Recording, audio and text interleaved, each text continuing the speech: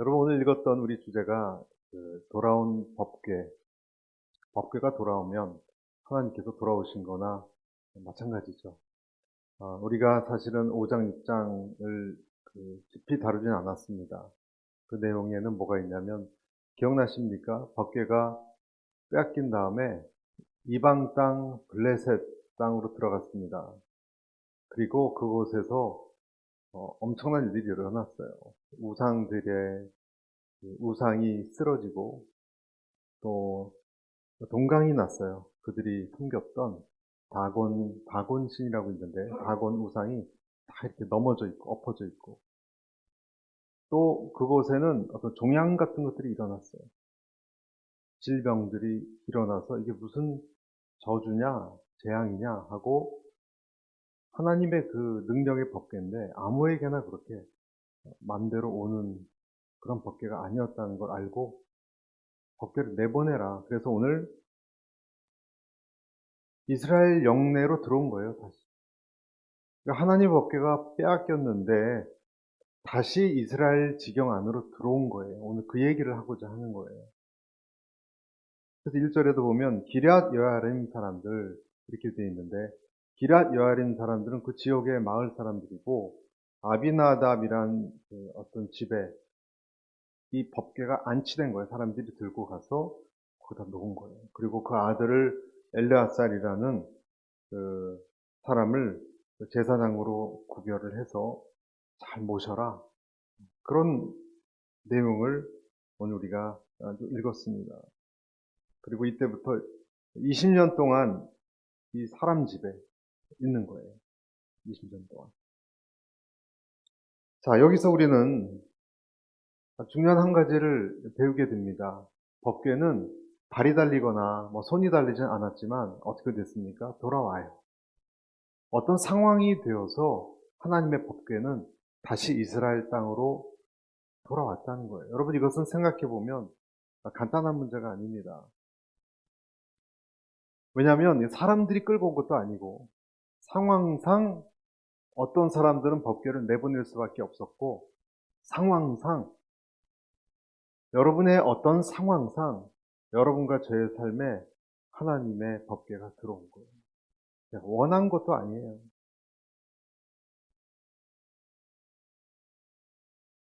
전 여러분들이 오늘 이 어떻게 보면 단순한 사실 하나님 법궤가 지금 이스라엘 안에 들어왔다는 사실에 어떤 작은 충격을 받았으면 좋겠습니다. 그것은 무슨 뜻이냐면 이스라엘은 지금 회개하지도 않았습니다. 이스라엘은 사무엘상 4장에 보면 그 엘리 제사장의 두 아들이 전장에서 죽었잖아요. 여러분 죽었다고 지난번 말씀드렸죠. 블레셋 군한테 처참하게 죽임 당했습니다. 근데도 3만 명이 다 죽었습니다.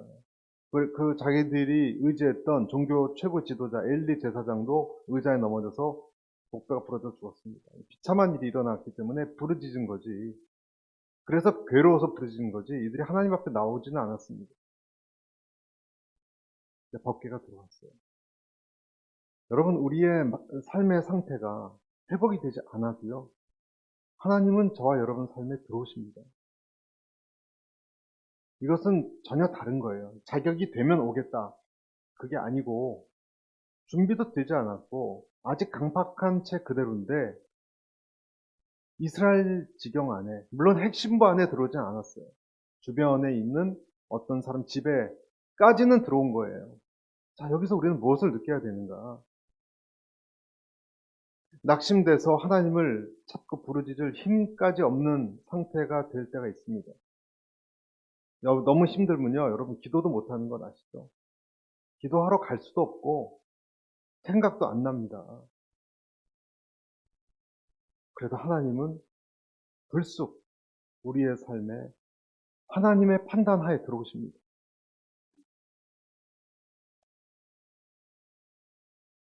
내 환난 한가운데 내가 기대하진 못하는 어떤 방식으로 들어오십니다.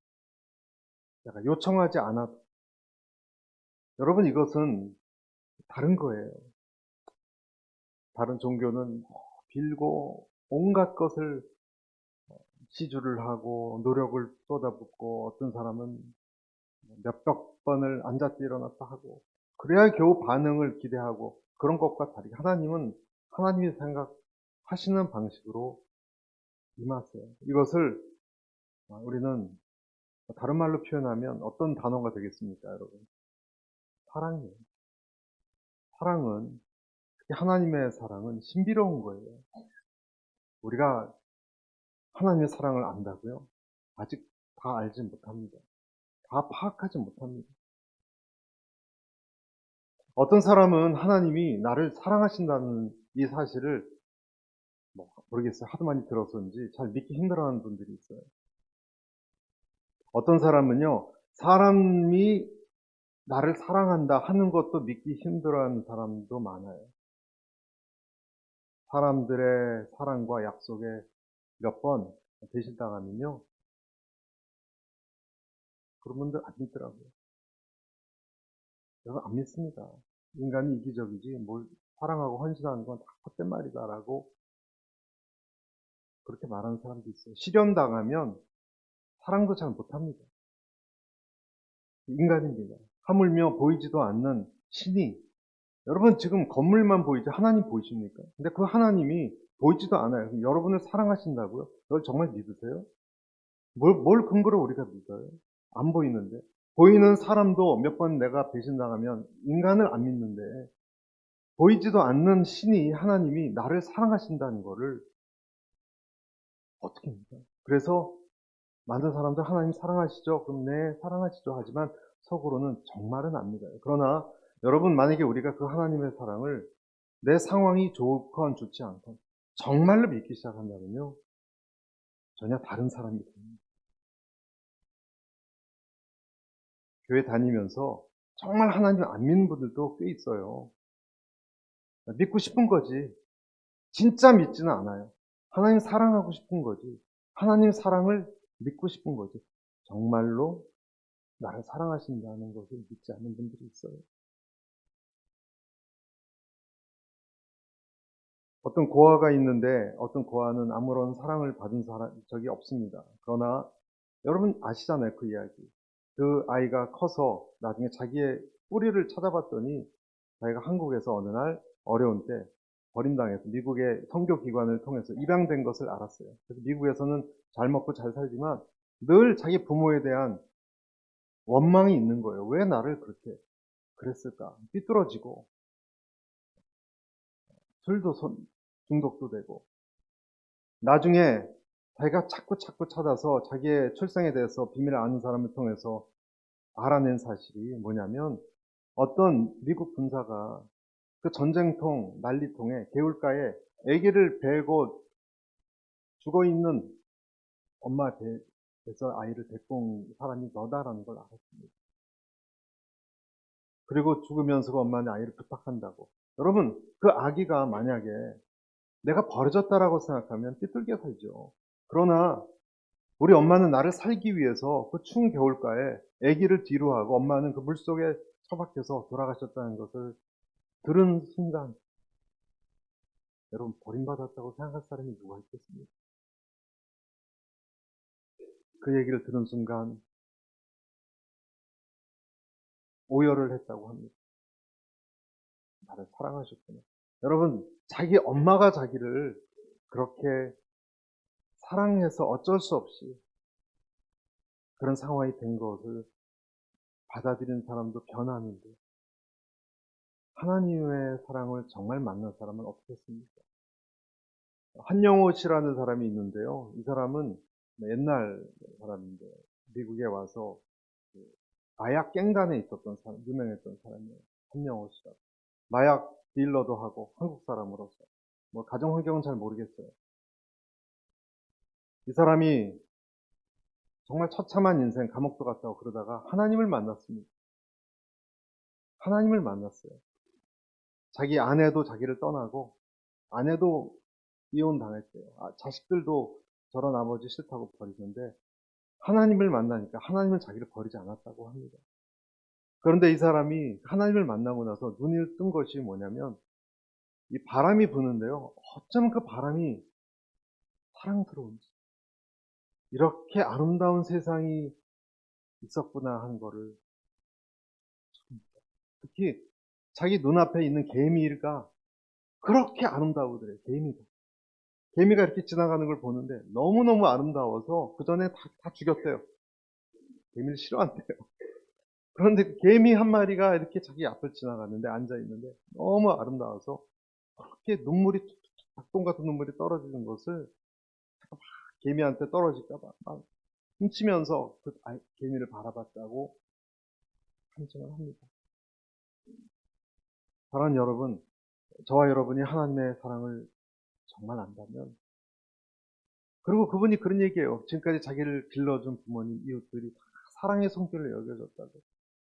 여러분, 우리가 지금 어떤 상황이든 여러분이 어려서 여러분을 받아낸 그 산모의 손, 의사 선생님의 손, 여러분 친구들이 여러분 손을 잡아줬던 옛날의 그 기억들, 여러분을 자라게 하신 부모님, 가족, 형제들, 그것이 다 하나님이 보낸 천사들이요, 여러분을 사랑하도록 하기 위한 도구라는 것을 믿으십니까? 하나님의 사랑이 없다고요? 그 사람들의 섬기는 손을 거쳐서 지금까지 우리가 이렇게 잘 살고 있는 것 아닙니까? 그리스도인에게 외로움의 감정이라는 것은 사실 안 맞는 거예요. 아무도 없다. 아니요. 항상 계시는데. 예수님이 죽으신 십자가, 사랑, 대속. 여러분, 이런 종교적인 용어들입니까? 부활. 아니요. 그것은 다 사랑에 대한 표현이에요. 이해할 수 없는, 여러분, 얼마나 사랑하시면 자기 자식을 희생시키면서까지 우리를 찾아오시나요? 그럴 필요가 있었나요? 한번 그렇게 생각해 보세요. 이 우주는 무엇으로 가득 차 있나요? 그냥 가스로 가득 차 있나요? 이 우주는요, 아무리 알래스카의 한겨울의 깜깜한 하늘이라도 저는 단언합니다. 하나님의 사랑으로, 하나님의 옳은, 올바른 의지, 뜻으로 가득 차 있습니다. 허공이 아닙니다. 한밤중 일어나서 외롭다, 힘들다, 두렵다 하지 마세요. 그 밤도 하나님이 까맣게 만드셔야 식물도 동물들이 쉬고 그 다음날 또 찬란한 아침이 되지 않겠어요? 밤도 하나님이 만드셨고 아침도 만드셨어요. 아름답게 보면 얼마든지 아름답게 볼 수 있습니까? 없습니까? 있어요. 내가 하나님을 여러 이방의 우상 중 하나로 정도 함부로 취급하고 이스라엘 백성이 함부로 하나님을 무시하고 그랬는데도 오늘 보세요. 법궤는 이러저러 해서 찾아오는 거죠. 이것은 이해할 수 없어요. 여러분. 부모의 사랑도요, 논리적으로 해석이 안 돼요. 여러분, 직장 상사나 또는 친구나 이웃들은 여러분이 뭘 잘못하면 학교 선생은 논리적으로 얘기하죠. 이래서 저래서 너는 벌을 받아야 돼. 그러나 부모님이 여러분을 논리적으로만 그렇게 가르치고 혼내고 그렇게 합니까?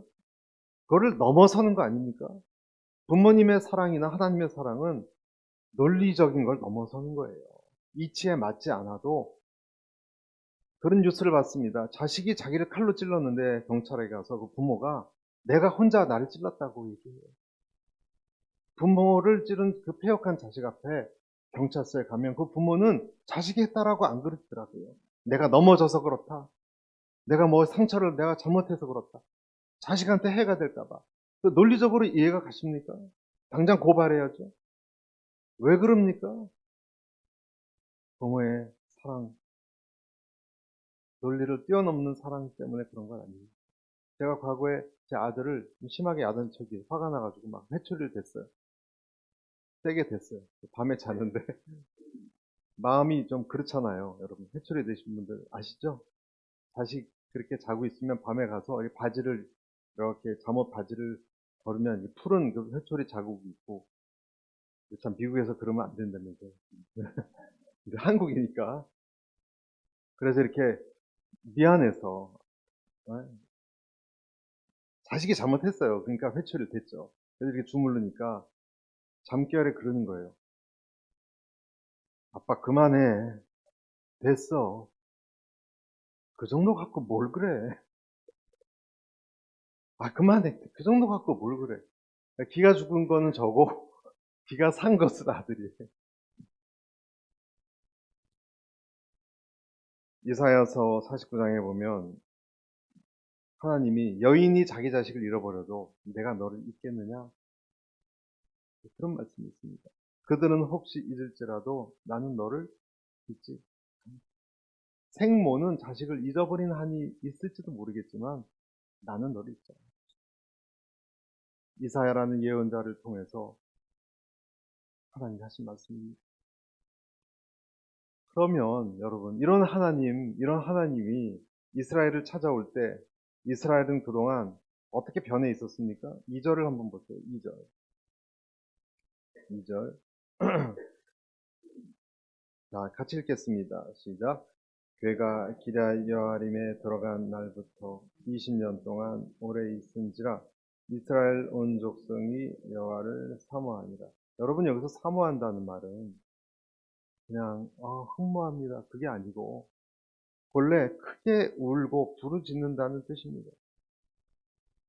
크게 울고 부르짖는다는 뜻입니다. 이 말은 신세를 몹시 한탄하거나 아니면 내 과거의 잘못을 뉘우쳐서 크게 부르짖는 행위를 사모한다. 여기서 그 표현을 쓸 때 쓰여졌습니다. 감상적인 그런 것이 아니에요. 부르짖는 것. 여러분 예레미야 선지자가 이 단어를 쓰고 부르짖었다 그러는데 그때는 유다의 산과 목장이 다 불에 타고 예루살렘이 무더기가 되어 있는 것을 보고 전쟁 때문에 부르짖었던 것이 이 부르짖음, 이 사모함의 표현을 썼어요. 또 라헬이 야곱의 아내 라헬이 부르짖고 사모했을 때 이 표현을 썼어요. 자식이 없어 애곡하며 부르짖었더니 할 때 이 사모함, 부르짖음을 썼습니다. 이것이 이스라엘이 지금 하나님을 향한 사모함이에요. 사람들의 위로받기를 거절하고 주님만을 향하는 부르짖음. 그런 백성이 되었어요. 그 교만한 백성이. 시편 73편 하늘에서는 주 외에 누가 내게 있으리요 땅에서는 주 밖에 나의 사모할 자 없나요? 20년이 지나서 어떻게 이렇게 부르짖고 사모하는 백성이 되었습니까? 그 원인이 뭡니까? 자기를 봤어요. 자기를 봤어요. 하나님을 봤고 자기를 봤어요. 무너진 자기를 봤기 때문에 부르짖고 사모하게 되었습니다. 여러분, 오늘 이 하나님의 법궤는 이스라엘 땅에는 도착했지만 완전히 있어야 될 이 서울, 실로까지는 오지 않았어요. 저 함경도 끝부분 정도 있는 시기예요, 지금. 원래 있어야 될 그 수도에 오지 않고. 이 기럇 여아림이라는 곳은 이스라엘 땅이지만 아주 외진 곳이에요. 왜 그렇게 됐는가? 처음에 여러분 6장, 7장에 5장, 6장에 나오지만 블레셋에 있다가 아까 말씀드린 것처럼 저주가 임해서 이방 땅에서 이 괴 빨리 가져가 우리 다 죽겠다. 블레셋 사람들이 막 독종이 일어나고 막 질병이 막 퍼지고 그래서 그것을 베세메스라는 곳에 갔는데 처음에는 기럇 여아림이라는 것이 아니고요. 원래 있었어요. 베세메스. 근데 사람들이 하나님의 율법을 잘 알지도 못하고 함부로 법궤 안을 이게 뭐 들었냐 확 들여보다가 70명이 즉사한 사건이 일어납니다. 들어보셨을 거예요. 그래서 깜짝 놀랐어요. 하나님이 아직 진노하셨구나. 그래서 모셔가라고 한 것이 기럇 여아림으로 온 거예요. 그로부터 20해가 지났습니다. 여러분 하나님은 돌아오시지만 아직 완전히 돌아오신 건 아니에요. 괴로움이 사람들을 성숙하게 만든다라고 말을 합니다. 고통이 사람들을 아름다운 성도로 성화시킨다는 말은 맞지만 여러분 기억하셔야 되는 것이 다 그런 건 아니에요. 많은 사람들을 고통은 마귀처럼 만들어요. 일부분 사람만 아름답게 만들어요. 그 일부분 사람들이 누굽니까? 예수님의 자녀된 사람들은 아름답다. 고통이 다 사람들 성화시키는 건 아닙니다. 아, 나는 정말 아무것도 아니구나 하는 것을 느낀 사람들, 그리고 하나님 앞에 작아진 사람들 앞에, 그런 사람들 앞에 하나님은 아무것도 아닌 사람이 아니야, 존귀한 사람 하면서 다시 변화를 겪습니다. 고통이 주는 특별한 어떤 효과예요. 여러분, 다시 이 법궤가 돌아와서 백성들이 완전히 돌아온 건 아니지만 하나님에 대해서 이 사모하고 부르짖기 시작했다는 것, 여러분, 이것은 이스라엘도 좀 놀라기 시작했어요. 자기들이 교만한 백성인 줄 알았어요.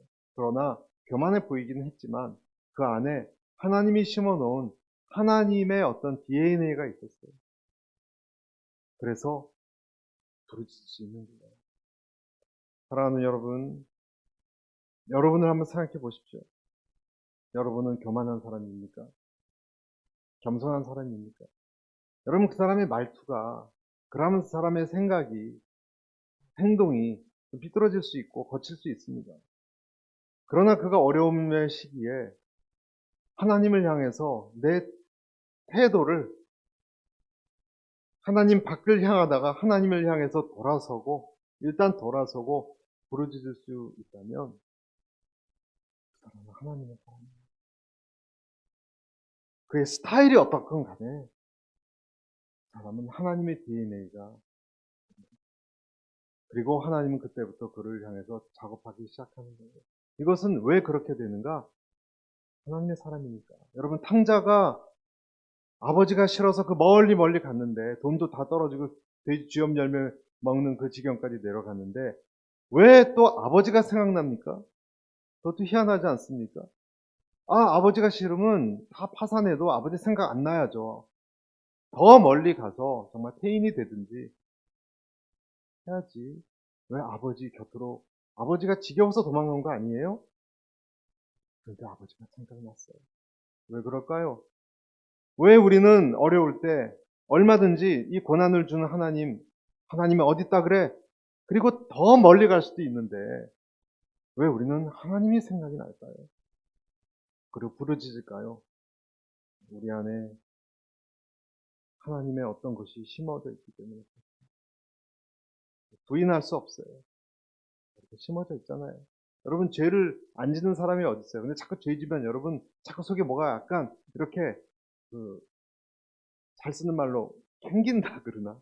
네? 이렇게 꺼림칙하다 그런 게 생기지 않습니까? 이러면 안 되지 하는 게, 어떤 사람은 아무 불편 없이 죄를 짓는데 왜 저와 여러분은 우리가 똑같은 죄를 지어도 자꾸 이렇게 힐끗힐끗 하나님을 눈치를 보죠? 그 마음이 편하지 않죠? 신경이 없어서 그런 것입니다. 신앙이 성숙했다라는 말은 무엇인가? 하나님을 의식하는 거예요. 그리고 끌릴 수밖에 없는 하나님을 인정하는 거예요. 그리고 결국은 돌아오는 거예요.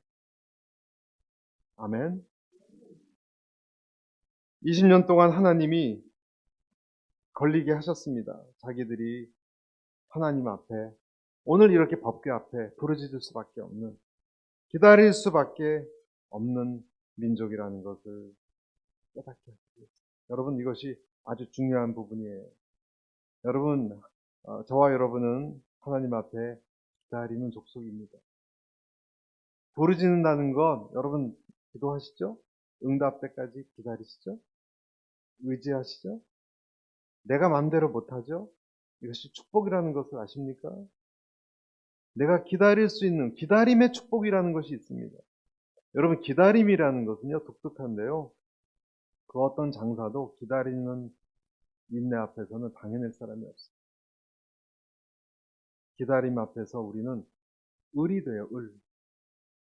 하나님의 처분을 기다리는 사람, 그가 무엇을 할 수 있을까요? 기다림에 익숙해지고 성숙해진 사람은 겸손해질 수밖에 없어요. 그래서 축복이라는 거예요. 기다리면 무엇을 내려놔야 됩니까? 내 권리를 내려놔요. 그것을 배워요. 하나님 언제까지 뭘 해결해 주셔야 됩니다. 그때까지 안 해주시면 절대로 안 됩니다. 여러분 그 권리를 내려놔야 돼요.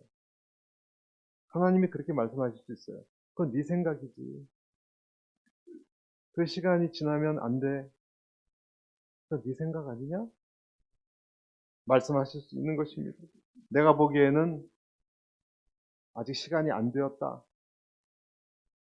말씀하실 수 있는 겁니다. 여러분 야고보서 1장 3절 4절에 보면 믿음의 시련이 인내를 만들어내는 줄 압니다. 그런 말이 있어요. 여러분 기억나시죠? 믿음의 시련이 인내를 만드는 줄 아니라 그리고 그 인내를 어떻게 하래요? 온전히 이루라. 영어로 finish라는 표현을 썼습니다. 그러니까 인내에는요, 기다리면은요, 이루어야 되는 분량이 있어요. 여러분은 어떤 사람은 5년이고 어떤 사람은 10년이에요. 이루어내야 할, finish해야 될 분량이 있다라고 얘기하시는 거예요. 아브라함은 25년이 걸렸습니다. 결국 20년을 부르짖고 나서 하나님은 그 끝에 무엇을 요구하셨습니까? 3절입니다. 3절. 3절 같이 한번 읽겠습니다. 시작. 사무엘이 이스라엘 온 족속에게 말하여 이르되 만일 너희가 전심으로 여호와께 돌아오려거든 이방 신들과 아스타롯을 너희 중에서 제거하고 너희 마음을 여호와께 향하여 그만을 섬기라. 그리하면 너희를 블레셋 사람의 손에서 건져내시리라. 하나님이 그래서 기다림의 끝에 요구하신 것이 무엇입니까? 거룩입니다. 거룩입니다. 거룩은 하나님과 나 사이가 깨끗해지는 것입니다. 불순물로부터 깨끗해지는 것. 여기서 전심으로 여호와께 돌아오려거든 이 말은요. 네가 나한테 지금 척은 있지만 부르짖고 여러분 부르짖으면 믿어줘야 되는 거 아닙니까? 근데 하나님이 그러세요. 부르짖는 척은 하고 있지만 완전히 돌아오진 않은 것 같은데 전심으로 돌아오지 않았어. 여러분 부르짖고 있는데 하나님 말씀하세요. 아닌데 다가 아닌데 아직도 이중적인데 너는 여호와를 사모하면서 아직도 붙들고 있는 게 있구나. 네 이기심, 너의 어떤 고집, 그것을 전심으로 내려놓을 때 내가 널 건져줄게. 원한다. 여러분 이런 음성을 듣는 것도 축복이에요. 이런 깨달음이 오는 것도 축복이에요. 우리가 기도할 때 나는 울고 부르짖고 있는데 이런 하나님의 음성이 들리기 시작하기를 바랍니다. 들린다면 끝이 다 왔다는 거예요. 부르짖고 있는 나에게 하나님이 내 속을 훤히 불로 비추듯 비춰보시면서 하시는 말씀이 전심으로는 아닌데 그것까지 내놔라 말씀하십니다. 내가 해결해야 될 것이 있다. 첫째, 제할 것을 제하고 둘째, 향할 곳을 향하라는 겁니다. 하나님은 경쟁자를 원치 않으세요. 하나님은 내가 다른 것도 의지하면서 하나님도 의지하는 경쟁자를 원치 않으세요. 아멘. 여러분 오늘 아까도 말씀드렸듯이 이 기럇 여아림이라는 땅은 이방 땅이기 때문에 어떻게 보면 이방인들도 왔다 갔다 하는 땅이기 때문에 완전히 마음 놓고 예배 드릴 수가 없어요. 제사를 드릴 수가 없어요. 그러니까 아직도 너는 온전히 제사 드릴 수가 없는 상황이다라고 말씀을 하시는 겁니다.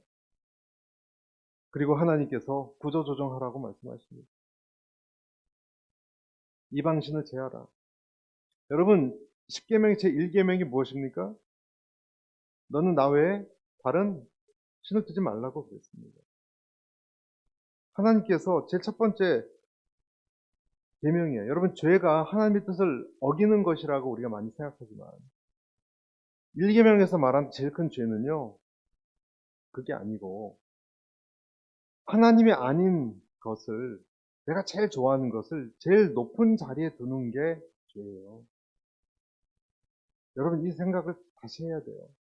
그렇게 되면 내가 생각한 중요한 것, 하나님의 뜻을 어그러뜨리는 것 같지도 않은 것이 죄로 변합니다.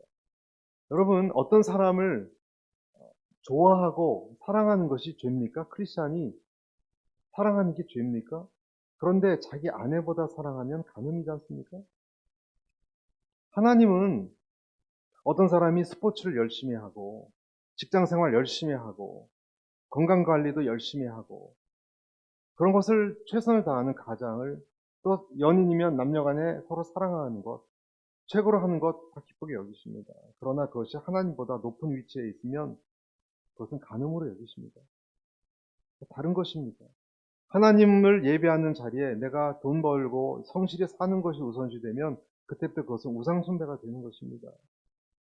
좋은 건데, 좋은 거예요. 그러나 그게 하나님 위치를 바꾸면은 하나님은 제1계명을 어기는 것으로 보세요.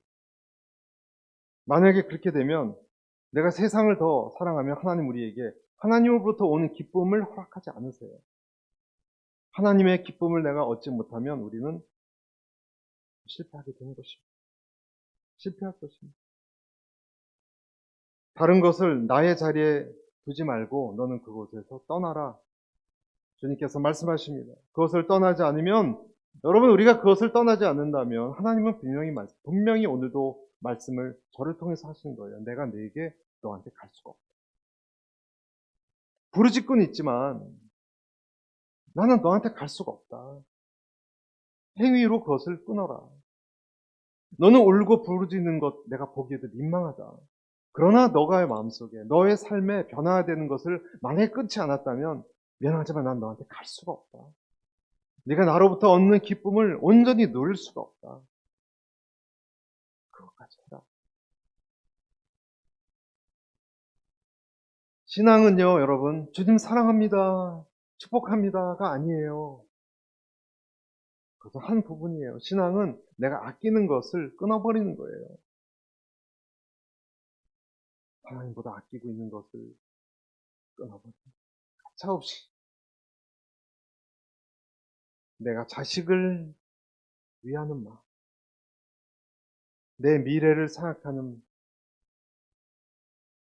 직장을 생각하는 마음, 자존심을 남보다 더 귀히 여기는 마음. 고난이라는 것은 내가 의지했던 것을 하나님이 의지할 만한 것이 아니지 않느냐라는 걸 보여주는 거예요. 배신당하는 거예요.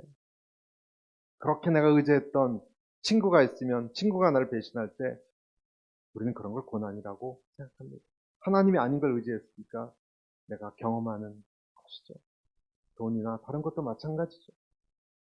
그때 내가 얼마나 섬겼던 것들이 정말로 아무것도 아니라는 것을 깨닫습니다. 여러분 그렇게 이방신을 섬겼는데 그렇죠? 다곤신이 다 그렇게 무너지고 법궤도 빼앗긴 걸 보면 얼마나 더 이스라엘이 이제 우상을 숭배하는 것에 이제 철이 들어야 되겠습니까? 그러고도 섬기겠습니까? 그 아세라상 바알신을 계속 섬기면서 하나님과 함께 섬기면서 그때 하나님을 안 섬긴 게 아닙니다, 여러분. 여러분 크리스천들에게 하나님이 우상 숭배라고 얘기할 땐 교회를 안 나오면서 얘기하는 게 아니라 교회 나가고 점도 보고 그런 사람들이에요. 교회 나가고 돈도 하나님처럼 섬기는 사람들이에요. 그런 사람들을 하나님은 말씀하죠. 그것을 잃어버리면 우리는 깨닫는 거예요. 그리고 보이는 거예요. 얼마나 그 우상들이 너를 돕지 못하는 것인지 더 보여줘야 되겠느냐? 말씀하십니다. 네. 핸드폰에 어려움이 있어도 주님을 집중할 수 있기를 바랍니다. 그냥 20년이 아닙니다. 그래서 오늘 이 사무엘이 다 제거해라 명령을 했습니다. 부르짖는 건 알겠는데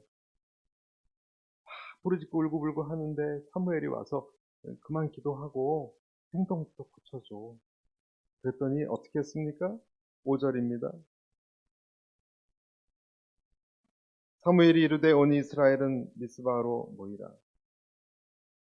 죄송합니다. 4절. 이에 이스라엘 자손이 바알들과 아스타롯을 어떻게 했다고요? 제거했습니다. 여호와만 섬기니라.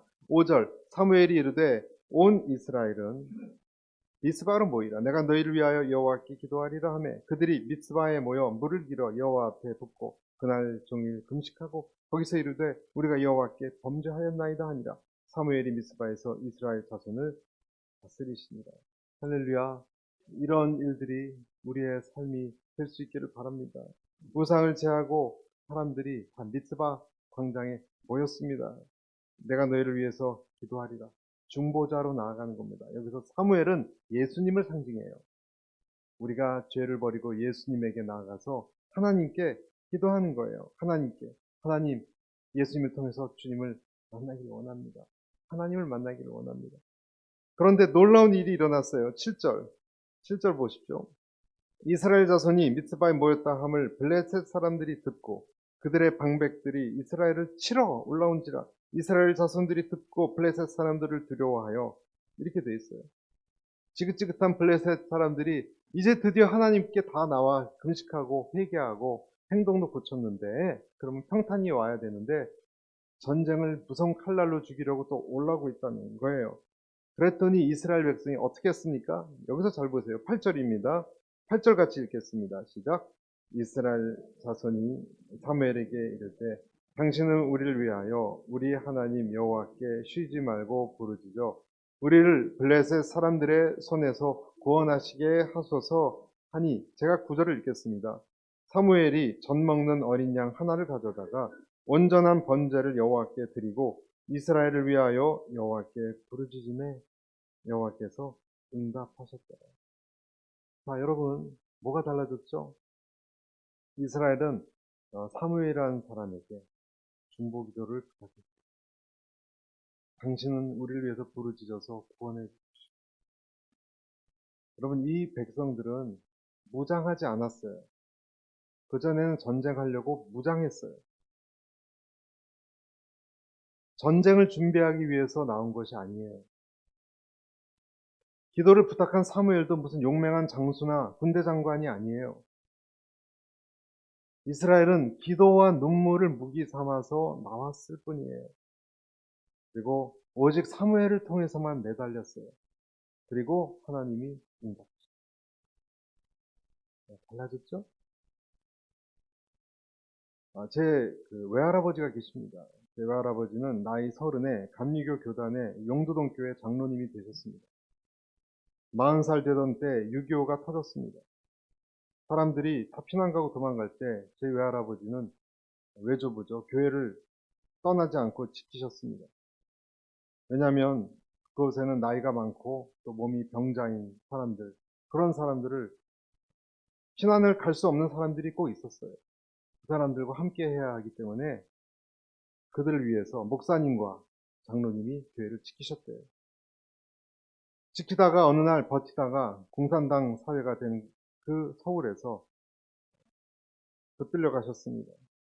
완장을 찬 어떤 사람이 서에 와서 서에 가자고 해서 따라갔습니다. 그랬더니 대뜸 갱지 한 장을 주고서 반성문을 쓰라고 했습니다. 무슨 반성문이냐 그랬더니 예수 믿고 예배드리는 것 잘못된 것이니까 반성문을 쓰라고 합니다.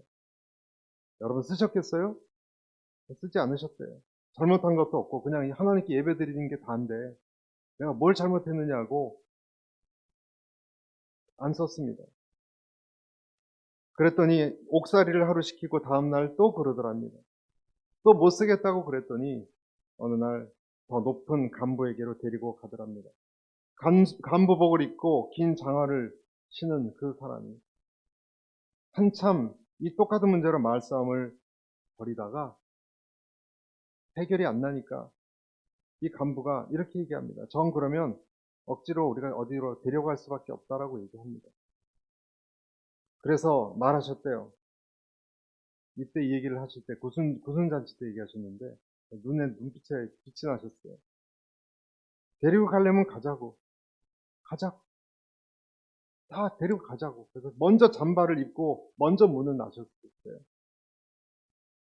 놀란 것은 누구냐면 그 공산당원이었습니다. 트럭에 싣고 그 외에 많은 사람들이 트럭 뒤에 태워져서 어느 산속 깊은 곳으로 들어갔습니다. 그런데 중간에 내리더니 그 중에 한 사람이 몰래 말하기를 지금 빨리 도망가라고. 나머지 사람들은 다 어떻게 되는지 모른다. 벌써 오래전입니다. 그 얘기를 하실 때 눈에서 눈물이 맺히는 것을 제가 봤습니다. 그리고 제 외할아버지께서 가자면 가자. 그 말씀을 하실 때도 제 속에서 뜨거운 것이 올라왔어요. 저는 생각했습니다. 그 트럭을 타고 산으로 가실 때 그런 생각을 했어요. 여호와를 향한 저런 사무엘을 향해서 하듯이 그런 부르짖음이 있지 않았을까 생각했습니다. 여러분, 우리는 예수님에게 매달립니다. 그 무서운 십자가를 당하신 예수님, 우리를 도와주세요. 오늘 사무엘이 어떻게 했죠? 양을 잡아서 제사를 드렸어요. 지금 전쟁하려고 옛날 같으면 갑옷을 입고 그래야 되는데, 그런 거 입지 않았어요. 전부 사무엘 한 사람에게 매달려서 제사드리셨어요. 그리고 양을 정말 잡아서 제사를 드릴 때 사무엘의 기도도 그 연기와 함께 하늘로 올라가지 않았겠습니까? 그리고 하나님은 그 제사에 응답하셔서 자연현상으로 블레셋을 공포에 흔들리게 패배하게 했어요. 여러분, 거룩한 한 성도의 진실된 기도가 땅을 흔들 수 있다는 것을 아십니까? 왜냐하면 우리가 부르짖을 수 있는, 우리의 하나님은 내가 부르짖을 수 있는 그런 하나님이세요. 아까 말씀드렸다시피 아무것도 난 하지 않고 여전히 방자하고 교만한데 내 지경 입구까지 들어오시는 분이 하나님 사랑은 논리적으로 설명이 안 돼요. 여러분과 저를 향해서 걸어 들어오신 나를 위해서 그 블레셋 지경에서 스탄 고난 당하시고 그리고 어느 시점이 되어 들어오시고 물론 지금부터 또 20년 더 있어야 됩니다. 도르짓게 하셔서 거룩을 원하셨던 하나님. 그리고 자기 자식을 찾듯이 그 자식을 반드시 찾아내셨다는 하나님을 찬양합니다. 저는 우리가 그 하나님을, 그 사랑을 믿고 떠나지 말고 그리고 그 사랑을 붙들고 내 문제 앞에 이중성을 버리고 행위로 내 성결함을 증명하고 그때 기도하면 그 제사는 올려줍니다. 그리고 응답하십니다. 그 주님을 더욱더 기억하시고 나가는 우리 모두가 되시기를 축복합니다.